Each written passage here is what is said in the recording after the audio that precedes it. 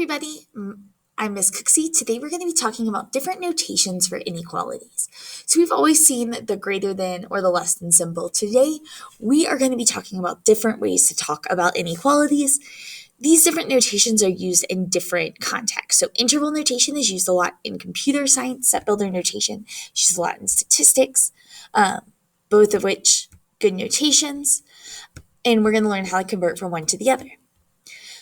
So, the first thing we're going to learn are the basics of interval notation. So, interval notation is about saying a range. So, the number is true from here to here. We are going to use a parentheses to show that range when we are not allowed to land on a number or when we have an infinity symbol. That's because we can't actually land on infinity. Infinity is not a place we can actually get to.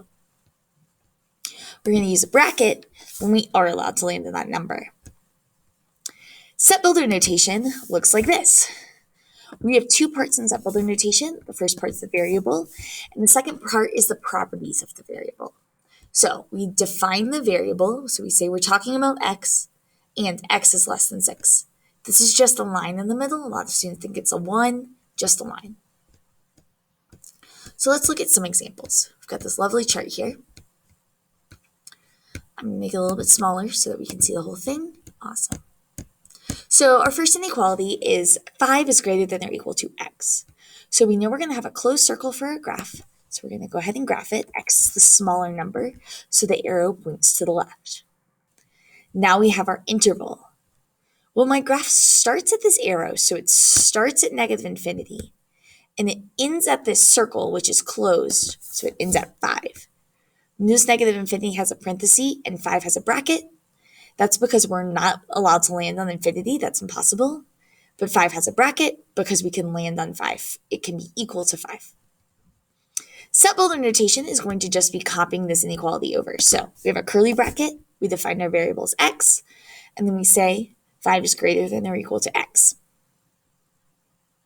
Next, we have x is less than 1.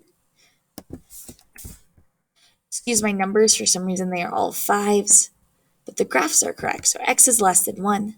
Open circle, my arrow goes to the left.